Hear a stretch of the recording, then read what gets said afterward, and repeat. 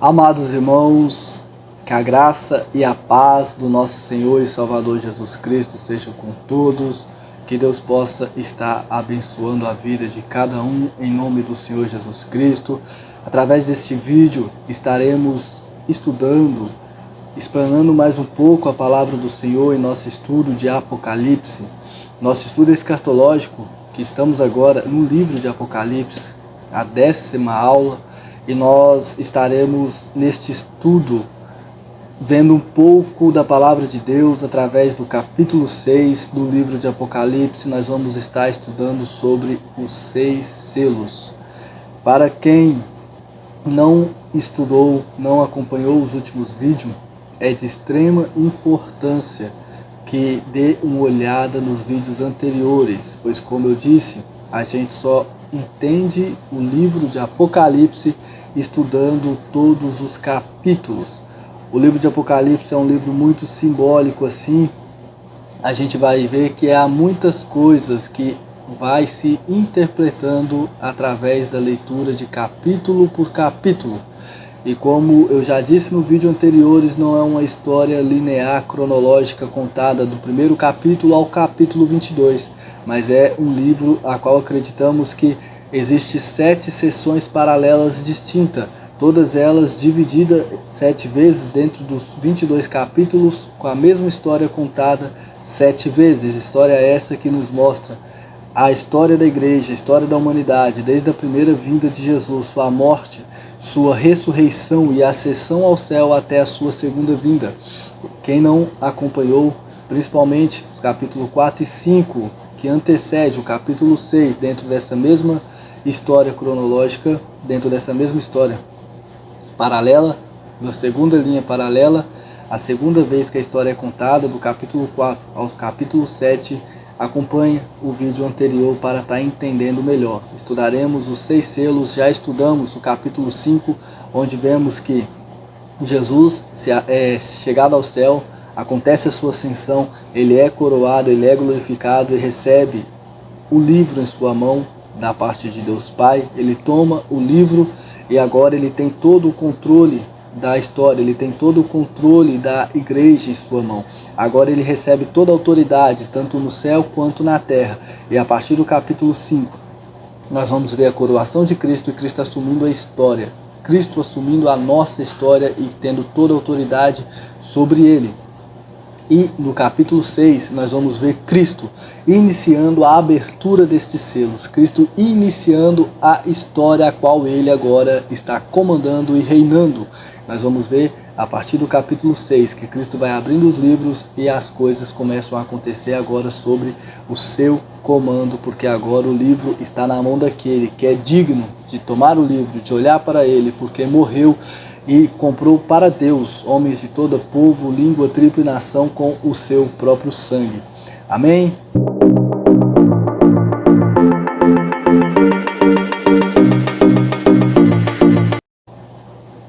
Sem mais delongas, vamos estar estudando a partir do versículo 1 do capítulo 6 de Apocalipse, que todos acompanhem em vossas Bíblias em nome de Jesus. Vi quando o Cordeiro abriu um dos 7 selos, e ouvi um dos 4 seres viventes dizer com voz como de trovão: vem. Quando Cristo abre um dos 7 selos, um dos seres viventes diz com voz de trovão: vem. E o que vem após a abertura deste primeiro selo? Olhei e vi um cavalo branco, e seu cavaleiro segurava um arco. Foi-lhe dada uma coroa, e ele saiu como vencedor, decidido a vencer.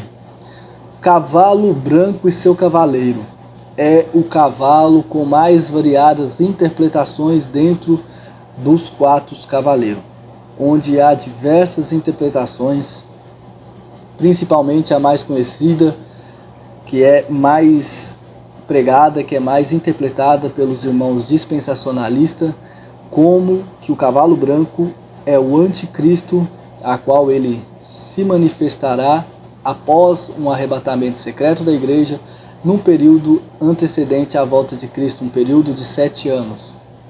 Só que há a dificuldade para aceitar essa interpretação quando nós lemos o contexto da história.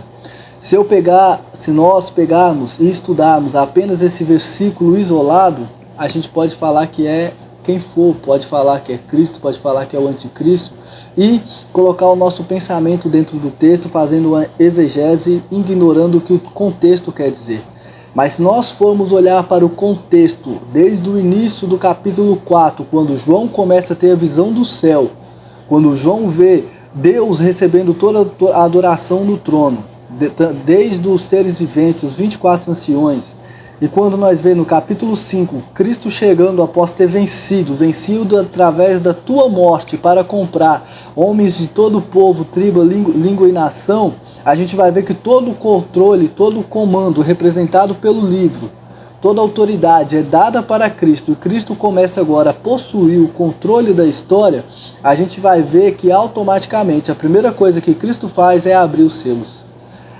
Aqui a gente vai ver que é algo que aconteceu após a ascensão de Cristo ao céu, após Cristo morrer, ressuscitar e se ascender aos céus. Não é algo que vai acontecer no futuro. Cristo já reina, Cristo já é glorificado, exaltado, Cristo já tem o seu nome acima de todos os nomes. E após Cristo receber essa autoridade, que lá em Mateus 28, capítulo 18 em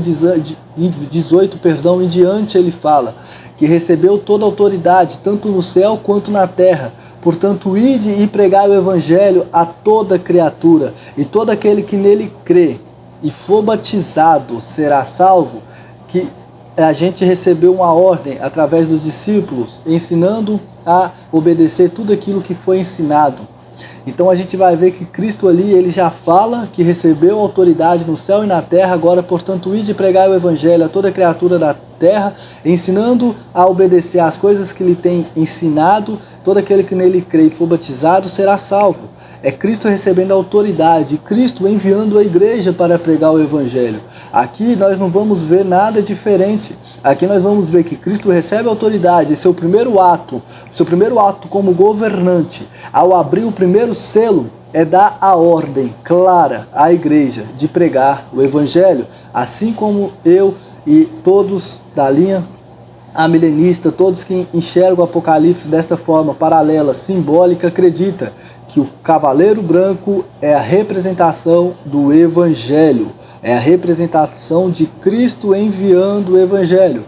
Interessante que a gente vai ver que o que o cavaleiro possuía em sua mão era um arco lança uma flecha, arco lança flechas, e aqui o arco que está segurando o que ele lança é a palavra, é o evangelho.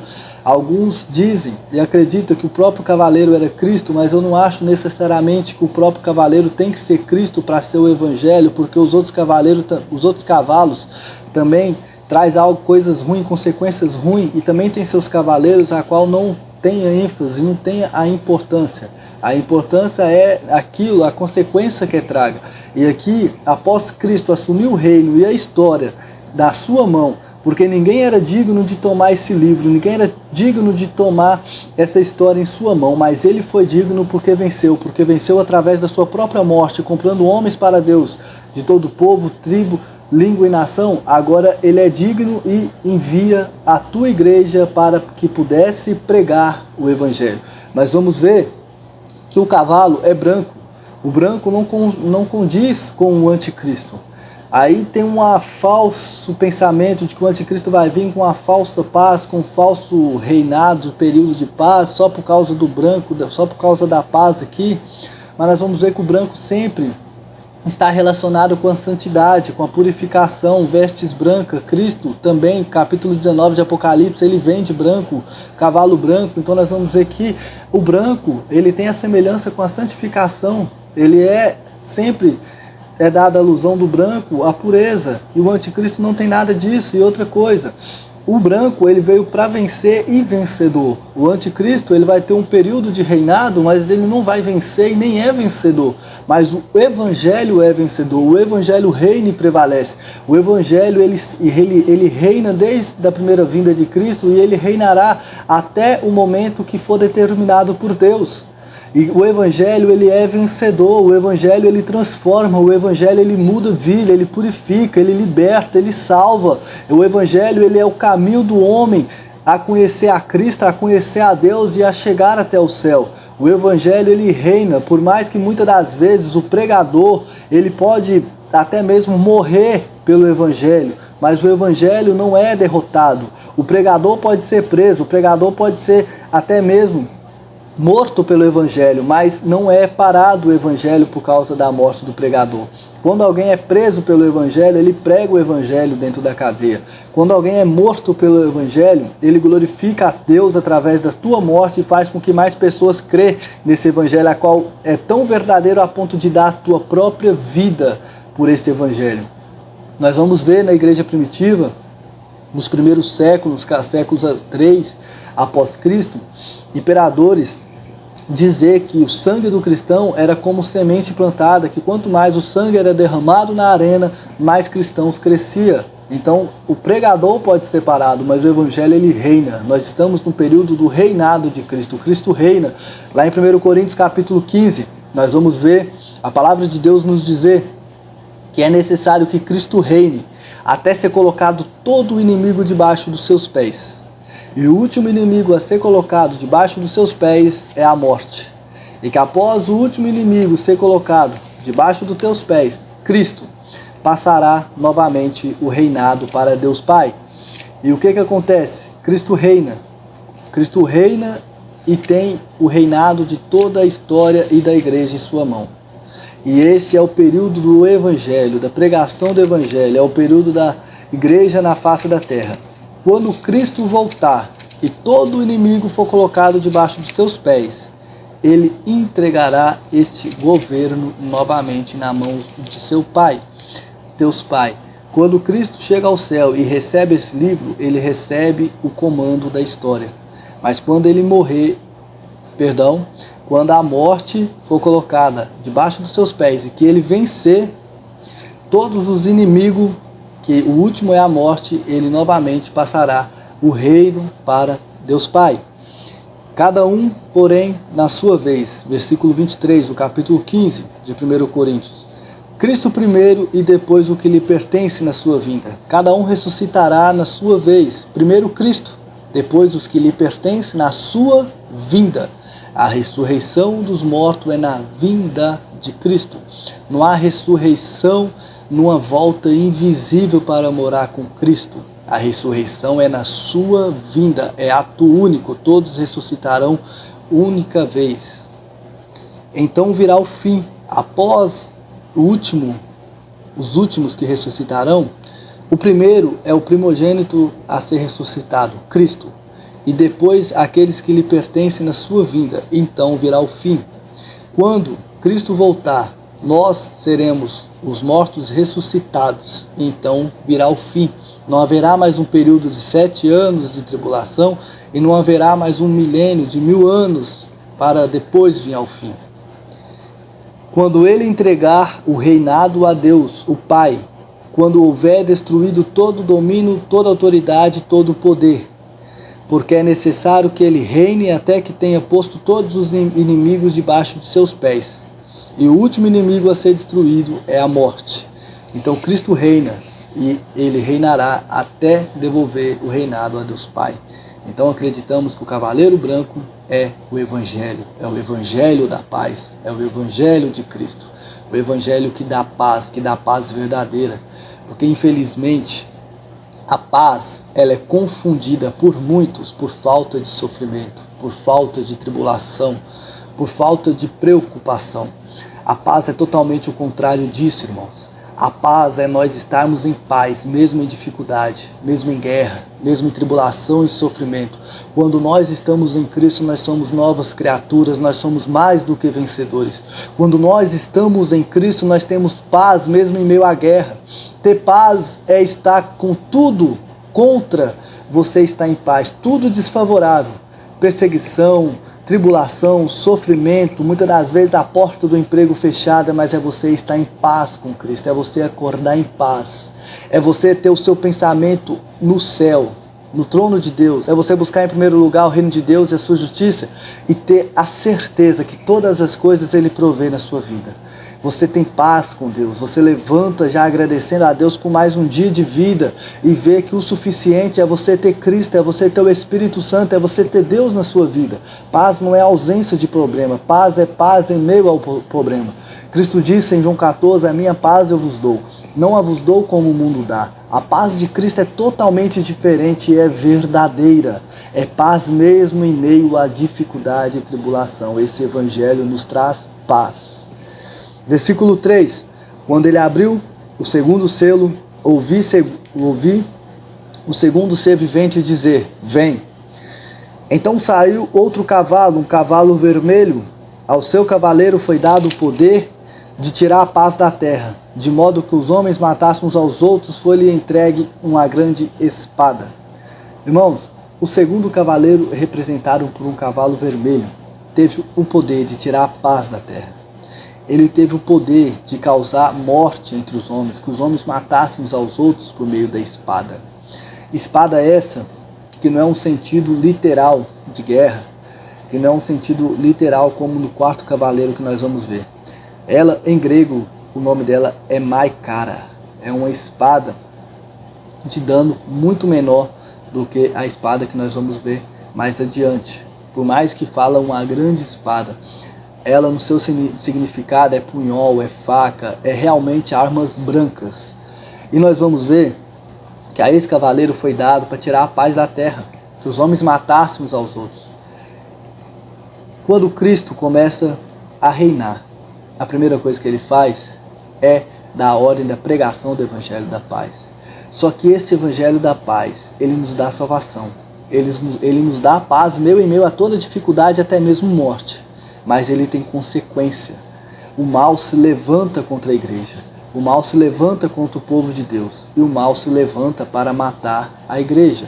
Isso aconteceu com a igreja primitiva. Quantos cristãos não foram mortos, jogados nas arenas, jogados para morrer de maneira totalmente desagradável, lançados vivos para ser comido por feras, para lutar com feras. E nós vamos ver que a espada que faz com que homens tirem a vida um dos outros sempre existiu, também desde a primeira vinda de Cristo. Como nós vamos jogar esse acontecimento apenas para um futuro e ignorar tudo que já acontece nos dias de hoje? Isso já tem se cumprido. A única diferença é que quanto mais for aproximando a volta de Cristo, isso vai acontecer com mais intensidade, vai se intensificando. Eu dei um exemplo outro dia, que quando se fala dos rumores de guerra e tudo, é apenas o princípio das dores, pai matando filho matando pai, ainda não é a grande tribulação. A grande tribulação é algo totalmente incomparável com o princípio das dores, é algo muito maior, a intensidade do sofrimento muito maior. As guerras, terremotos, rumores, é tudo o princípio das dores.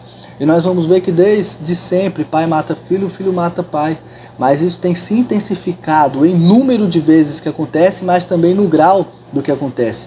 Hoje o pai mata filho de forma brutal, abusa de crianças, de bebês, depois mata, estrangula, parte em vários pedaços. É cada vez mais sem amor e de forma mais brutal que acontece. Antigamente uma morte dessa era uma morte de dar uma espadada e matar. Antes era morte, há anos atrás, de dar um tiro e matar, de jogar no mato. Agora não. Agora é esquartejar, é abusar, é matar a família inteira. A gente está vendo as coisas se intensificando e cada vez mais rápido. É matar por causa de nada. É matar muitas das vezes até mesmo por causa de valores insignificantes. Nós vamos ver a crueldade cada vez mais aumentando. Nós não podemos ignorar que isso já está aos nossos olhos. Versículo 5. Quando ele abriu o terceiro selo, ouvi o terceiro ser vivente dizer, vem. Olhei e vi um cavalo preto e o seu cavaleiro tinha uma balança na mão. Então ouvi uma voz entre os 4 seres viventes que dizia, 1 medida de trigo por 1 denário, 3 medidas de cevada por 1 denário, e não danifiqueis o azeite e o vinho. Terceiro cavaleiro, um cavaleiro preto, e ele trazia na sua mão uma balança. Primeiro, um arco. Segundo, espada. E o terceiro, uma balança. E a balança ela é usada para medir, pesar. E nós vamos ver que esse cavaleiro ele representa a fome. A fome na terra. Fome essa que também vem desde a primeira vinda de Cristo. Nós vamos olhar para a igreja primitiva. No contexto histórico do livro de Apocalipse, nós vamos ver que os cristãos passavam fome. Os cristãos perdiam seu espaço na sociedade por ser cristão, por não poder se reunir nas praças para cultuar o imperador, por eles resistir a isso, por eles negar render glórias ao imperador, honras e adorar o imperador. Eles perdiam seu espaço na sociedade, perdiam emprego, perdiam o direito de estar entre a sociedade, tinha que ficar escondido e passava privações, passavam fome. E essa fome, ela vem desde a igreja primitiva e aumenta cada vez mais. A fome que há hoje no mundo, ela é imensa. E a gente vai ver que esta fome não é algo também para o futuro, igreja. A gente já vive esse período, a diferença é a intensificação. Aí, infelizmente, pessoas pensam que se Deus permitir que a igreja passe pela grande tribulação, ele não pode, porque ele permitiria que as pessoas passariam fome. Como um pai vai ver o filho passar fome? Nós temos que ter na nossa mente que muitos países hoje no mundo, até mesmo no Brasil, até mesmo no nosso estado de Minas Gerais, Vale de Jequitinhonha, é lugar em que as pessoas passam fome. E também tem pais cristãos que vê o filho passar fome, que passa fome, que deixa de comer para dar comida para o filho. E Deus não deixa de ser Deus nem de estar com o povo por causa disso. Mas Jesus disse, no mundo sofreis aflições, mas tendes bom ânimo, pois eu venci o mundo. A nossa vida, a nossa vitória não é nessa terra. A nossa vitória não é herdar tudo que há nessa terra. A nossa vitória não é herdar todo o ouro e toda a prata. A nossa vitória é herdar o céu. A nossa vitória já foi tragada pela morte de Cristo na cruz do Calvário para morrer pelos nossos pecados, pela sua ressurreição para vencer a morte. Nós somos mais que vencedores em Cristo Jesus. Nós somos herdeiros do céu, não da terra. E nós vamos ver essas coisas se intensificando, a fome se intensificando. A fome já é real. Eu vi uma pesquisa, são menos de 300 bilhões para acabar com a fome do mundo.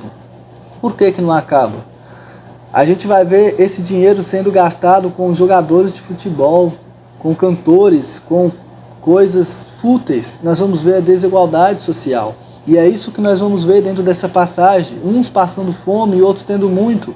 Nós vamos ver uma medida de trigo e 3 medidas de cevada por 1 denário. Aqui está falando sobre comida de pobre e comida para animais, trigo para o pobre comer e cevada para os animais comer. E mostrando que esses valores simbolizando um dia de trabalho. O denário significa um dia de trabalho, então é o mesmo de você comprar 1 quilo de trigo que gira em torno de 4 a 7, 8 reais por um dia de trabalho. Hoje uma diária mais barata de um servente, de um ajudante de pedreiro é 70 reais. Imagine, 70 reais você comprar 1 quilo de trigo. Isso nos mostra que as coisas vão ficar cada vez mais difíceis. Nós já vemos isso no nosso dia. Hoje, no tempo presente, quem recebe apenas um salário mínimo, ele não consegue pagar aluguel, água, luz, gás, fazer compra, vestir, comprar material escolar. A gente já vê que cada vez mais o salário que é imposto, o mínimo, para a maioria da população, que é o maior povo, recebe esse salário mínimo, calculado o salário base, é insuficiente para manter todas estas coisas. A pessoa tem que sempre fazer um por fora, ter 2 empregos. Várias pessoas na família têm que trabalhar para manter uma casa, porque a desigualdade social é muito grande. Nós já vamos ver isso acontecendo. Ou a pessoa come e mora, ou a pessoa veste, ou a pessoa ela compra um carro, ou a pessoa mantém a casa. A gente vai ver que estas coisas, carro, moto, cada vez mais vai ficando mais difícil um trabalhador assalariado conseguir. Nós vamos ver a desigualdade social de uma forma tão grande e nós vamos ver isso trazendo fome. Olhamos para os preços dos produtos hoje, dos alimentos, olhamos para os preços no supermercado, que qualquer dinheiro que a gente gasta para fazer uma compra é um dinheiro muito grande, até mesmo meio salário mínimo a mais. Nós vamos ver a desigualdade acontecendo. E isso a gente vai vendo de forma clara e cada vez mais intensificando. É isso que nós temos que olhar para a palavra e ter sabedoria de entender. Nós vamos ver a palavra dizer, para não tocar no azeite, mas não danifiqueis o azeite nem o vinho. Não tocais nos ricos, azeite e vinho é coisas de rico. algo comprado apenas por quem tinha mais dinheiro, porque era algo bem mais caro. Mas não danifiqueis o azeite e o vinho. Quem tem muito dinheiro não sente a economia, não sente o abalo que uma pandemia traz, que uma guerra traz. Mas quem tem menos dinheiro, quem é assalariado, quem é trabalhador, vai sentir essa diferença no trabalhador assalariado. Agora quem é milionário, quem é bilionário, eles só vão ficando mais ricos. Quantas pessoas não ficaram milionários durante a pandemia? A gente vai ver o rico ficando mais rico e o pobre ficando mais pobre. Mas não toqueis no azeite e nem no vinho. E também aqui vale para o contexto da época que por mais que os cristãos estavam passando fome, Deus orienta, não toqueis no azeite e no vinho, não toqueis no que não é seu. O que a palavra de Deus tem para o cristão, no capítulo 13, é que a perseverança do santo é essa: quem mata com a espada será morto, quem leva a cativeiro será levado. Então nós não podemos querer atingir o que é dos ricos por nós passar uma dificuldade maior. Nós não podemos querer derrubar um político, um presidente, por passar uma dificuldade maior do que um rico e querer causar guerras e revolução. Pelo contrário, a palavra de Deus nos ensina a orar pelos governantes, pelos comandantes da nossa nação. Então aqui o cavalo preto representa a fome, uma fome que se intensifica através da desigualdade social. Quando ele abriu o quarto selo, ouvi a voz do quarto ser vivente dizer: vem. Então vi um cavalo amarelo e o seu cavaleiro chamava-se Morte e Inferno. O inferno acompanhava. O inferno aqui é do grego Hades, estado intermediário da alma. Foi-lhe dado autoridade sobre a quarta parte da terra, para matar a espada, pela fome, praga e pelos animais selvagens da terra. Aqui nós vamos ver o quarto cavaleiro, um cavalo amarelo, que no grego é baio. Um cavalo baio é parecido com amarelo, verde, é uma cor indefinida, que é a cor do defunto que já está entrando em decomposição. Essa é a cor baio, uma cor mais indefinida, amarelo, esverdeado. Aqui no português é dado a descrição amarelo. E esse cavalo é a morte. E essa morte aqui ela vem de várias formas. A gente viu essa morte vindo através da fome e espada no segundo e terceiro cavaleiro. Mas agora no quarto ela também vem através de pragas, pandemias, epidemias, através de vários tipos de pragas, doenças, e também pelos animais selvagens da terra, além da fome e da espada. A gente vai ver cada vez mais os animais selvagens tendo acesso à civilização pelo desmatamento, cada vez mais eles ficando sem espaço e invadindo civilização, até mesmo atacando. Mas nós vamos ver também desde o período da igreja primitiva, em que os cristãos eram jogados nas arenas para lutar com fera, com animais selvagens, e eram mortos. Aqui, essas mortes é tanto para cristão quanto para ímpio. Nós vamos ver o ímpio morrendo pela espada também. Nós vamos ver isso acontecendo de várias formas. Mas aqui o interessante dessa espada, como eu disse já lá no segundo cavaleiro, ela do grego, o significado dela é diferente, rafaia. E o que acontece? Esta espada já é no sentido literal de qualquer arma de guerra. Ela não é mais apenas uma arma branca, mas ela aqui já vem abrangindo a qualquer arma de guerra, tanto de fogo quanto arma branca. Pode ser metralhadora, canhão, instrumento de batalha. Aqui já representa a guerra. E nós vamos mais uma vez enfatizar que esta guerra, tudo isso que nós vemos é apenas o princípio das dores. E o inferno acompanhava. Nós vamos ver que também aqui não só a morte, mas tinha o inferno acompanhando. Nós vamos ver que do primeiro cavaleiro ao quarto cavaleiro conta a história de toda a humanidade, de toda a igreja, de todo o povo desde a primeira vinda de Cristo. E o que nos mostra é que Cristo tem o controle dessa história. Tudo o que acontece é com permissão de Cristo. Nós vamos ver que a igreja que era perseguida era com permissão de Cristo. Satanás vai lançar muitos de vós à prisão, e vai sofrer tribulação até a morte. Mas é tudo com permissão de Cristo. Cristo está no comando da história. Cristo tem as 7 estrelas, as 7 igrejas na sua mão. Nós vamos ver, ficando claro, que 4 cavaleiros não é apenas para o ímpio, não é apenas para uma tribulação futura antecedendo a volta de Cristo, onde que a igreja não pode passar. No 5º selo. Quando ele abriu o 5º selo, vi debaixo do altar as almas dos que haviam sido mortos por causa da palavra de Deus e dos testemunhos que deram. Eles clamaram em alta voz, dizendo: Ó soberano santo e verdadeiro, até quando aguardarás para julgar o sangue, para julgar os que habitam sobre a terra e vingar o nosso sangue? As almas dos que foram decapitados por causa da palavra de Deus e do seu testemunho estavam clamando debaixo do altar, buscando vingança, buscando justiça. Desde o 2º ao 4º cavaleiro nós vemos morte. E morte não apenas de ímpio, não apenas de pessoas que não seguem a Cristo que são deixados para trás, mas de cristãos, a igreja sendo perseguida. Do capítulo 4 ao 7 nós vamos ver a ascensão de Cristo ao céu, a coroação de Cristo e o início da igreja, o início dessa história, onde que cristãos são perseguidos e são mortos. Nós vamos ver que aqui as almas dos cristãos, as almas dos servos de Deus estão diante do altar de Deus, debaixo do altar de Deus, clamando por vingança e por justiça. Nós vamos ver que aqui são as almas dos mártires. Como dizer que a igreja não vai ter nenhum sofrimento, não vai ter nenhuma perseguição, deixando os cristãos sem firmeza, deixando os cristãos cada vez mais desencorajados? Essa heresia que é ensinada, este falso evangelho de Cristo, faz com que um cristão, a cada prova, a cada dificuldade que tem, até mesmo blasfeme e murmure contra Deus. Aonde está Deus? Por que Deus permite a igreja passar por isso?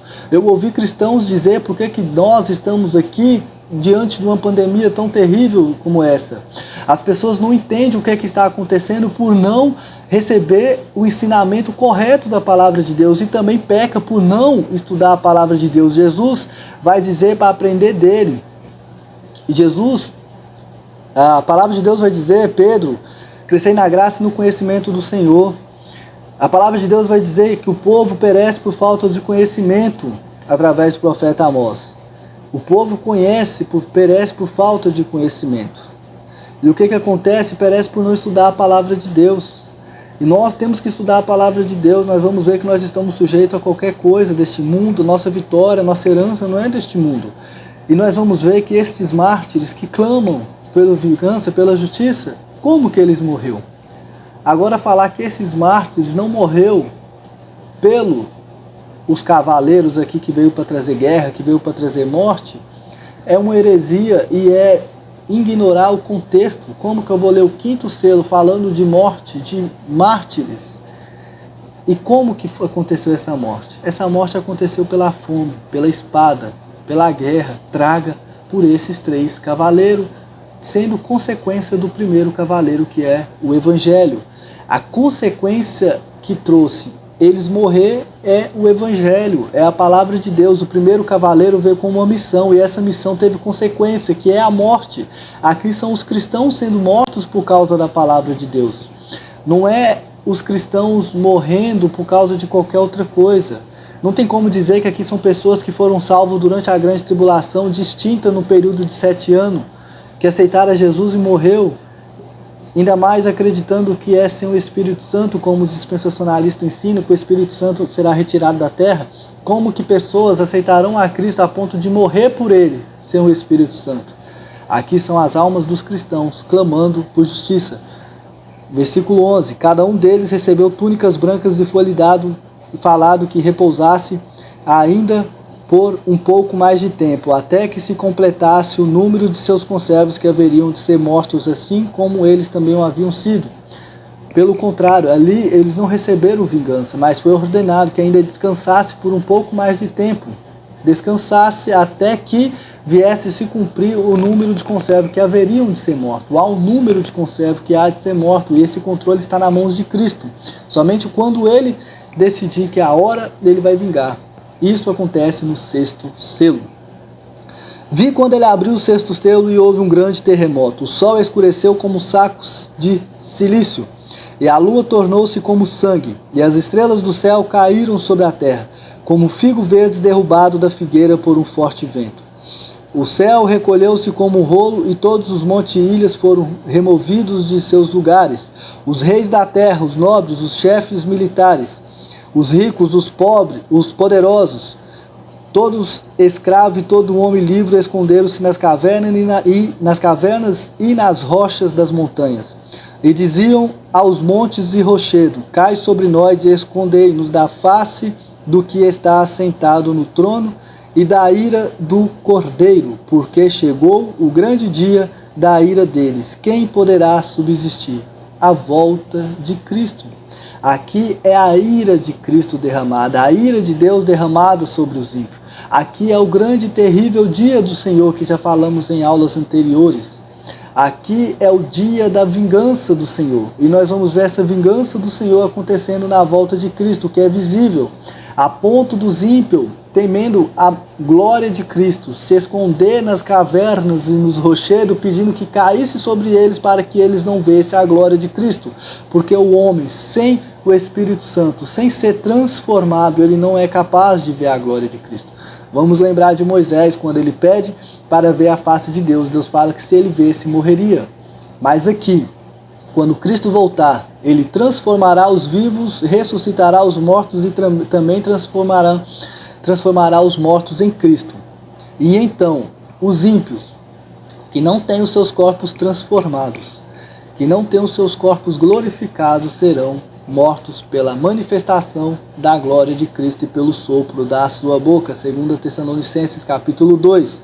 Nós vamos ver isso acontecendo. E a descrição é a mesma de Mateus 24. O sol escurecendo, a luz não dando mais a sua luz, as estrelas caindo do céu. É a mesma descrição, é a volta de Cristo. Mostra o início da ordem de Cristo de pregar o Evangelho. Mostra o sofrimento que o Evangelho traz ao cristão, porque o Evangelho traz sofrimento, traz perseguição. Jesus diz que aquele que não for capaz de tomar a sua cruz e ir após ele não é digno de ser o seu discípulo. É perseguição, é sofrimento, é o que ele nos diz em João capítulo 16, que nós seremos perseguidos, nós seremos lançados à prisão, e aqueles que vier nos matar julgará fazer isso por nome de Deus. Isso é para os cristãos. No quinto selo, nós vamos ver os cristãos ainda pedindo vingança, justiça, mas ainda não era o tempo. Mas quando chegar o tempo, ele vai vingar. Ele vai trazer justiça, ele vai voltar e vai derramar a sua ira sobre todos os ímpios, glorificando todos aqueles que o seguiu, todos aqueles que estão com as suas vestes brancas. E nós vamos ver que aqui já mostra uma parte da história da igreja, mostra toda a parte da história da igreja, desde a ascensão de Cristo até a sua vinda e a vingança dele sobre o povo ímpio, sobre aqueles que não o seguiram. E nós vamos ver no capítulo 7 a chegada de todos aqueles que aqui foram salvos no céu, de todos os mártires. E interessante que no sexto selo, para encerrar, nós vamos ver a volta de Cristo e a destruição dos ímpios. Como eu disse, o Apocalipse são 7 sessões paralelas. Nós vamos ver mais pelo menos 5 vezes a qual Cristo volta e destrói os ímpios. Imagine se o Apocalipse fosse lido desde o primeiro capítulo até o capítulo 22 como uma única história. Cristo ia ter que destruir a humanidade, a terra, o mundo ia ter que se acabar por 6 vezes. Teria que se acabar por 6 vezes, por um número de 6 vezes. Cristo voltaria 6 vezes. Isso faz confusão na cabeça. Quando nós vamos ver que é a mesma história contada por ângulos diferentes, nós vamos ver o sentido maior da interpretação do livro de Apocalipse. Enfatizando isso mais uma vez, o capítulo 5, quando Cristo chega ao céu, nós vamos ver a mesma história contada no capítulo 2, só que de um ângulo diferente. Lá nós vamos ver Cristo chegando ao céu e expulsando Satanás de vez da presença de Deus e do céu. Nós vamos ver que aqui mostra pela primeira vez a volta de Cristo e a destruição de todo ímpio. Nós vamos ver ela contada de forma paralela 7 vezes.